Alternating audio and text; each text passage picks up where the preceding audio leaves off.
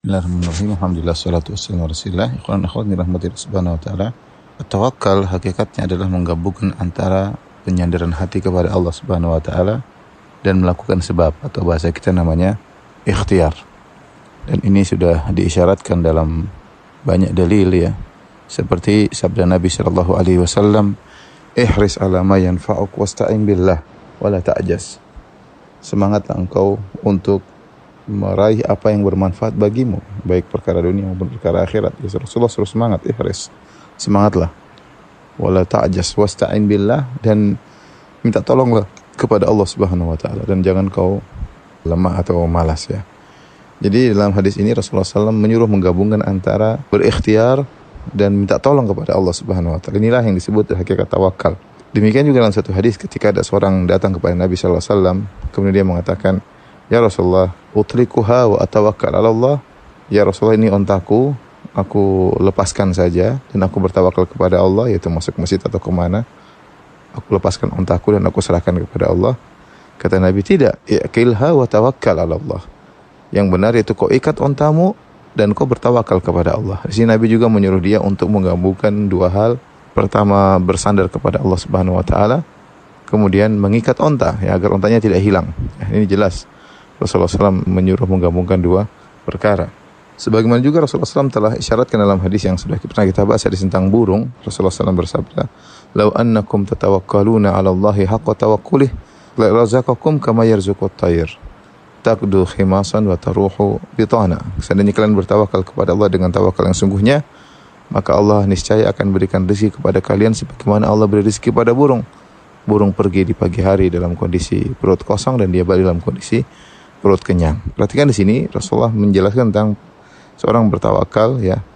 Kemudian Rasulullah contohkan dengan burung. Burung ya, dia bertawakal kepada Allah tapi dia berusaha berikhtiar. Makanya burung di pagi hari sudah bangun, kemudian bercuit-cuit ya di antara mereka dengan giatnya, kemudian terbang ke tempat yang sangat jauh untuk mencari makanan, kemudian balik perut sudah kenyang, bahkan bawakan makan buat anak-anaknya.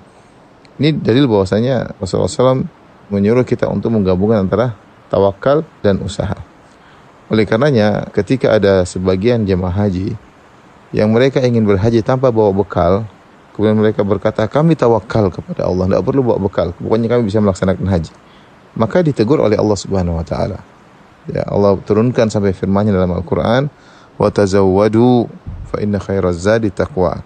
Kata Allah, berbekallah kalian ketika berhaji, berbekal. Dan sebaik-baik bekal adalah ketakwaan, yaitu kalian berbekal ketakwaan dan berbekal juga dengan bekal yang bekal untuk haji. Makanya haji tidak diwajibkan bagi orang yang tidak mampu. Wallahi 'alan nasi hajjul baiti man istata'a ilaihi sabila. Haji itu wajib bagi orang yang mampu. Bahkan para ulama menjelaskan namanya mampu haji itu adalah bukan hanya mampu dia berangkat pergi haji, dia juga mampu dalam artian dia meninggalkan nafkah buat keluarganya selama dia berpergian. Kalau ternyata dia mau haji sementara anak istrinya terlantar, tidak ada yang mengurus, maka tidak wajib bagi dia untuk haji.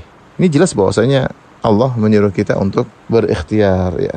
Jangan sampai seorang mengatakan, "Saya berhaji sejalan sendirian tanpa bekal, Allah akan tolong saya." Dia akan merepotkan orang lain. Orang lain. Ya, kecuali mungkin dia pakar, dia ahli dalam bekerja ya, tidak ada masalah, berarti dia berikhtiar dengan kerjanya. Tapi dia hanya mengatakan, "Saya bersandar, saya tidak perlu bawa bekal, saya akan bisa hajian." Maka ini adalah bentuk tawakal yang keliru ya. Jadi ikhwan akhwat yang dirahmati Allah Subhanahu wa taala, tawakal yang benar itu bukan hanya sekedar menyandarkan hati kepada Allah Subhanahu wa taala. Benar, kita tahu semua yang sudah ditentukan adalah Allah, yang menetapkan segalanya adalah Allah, yang menciptakan segalanya adalah Allah, tetapi Allah menyuruh kita untuk berikhtiar ya, berusaha. Nah, tawakal yang benar adalah menggabungkan kedua-duanya, menyandarkan hati kepada Allah disertai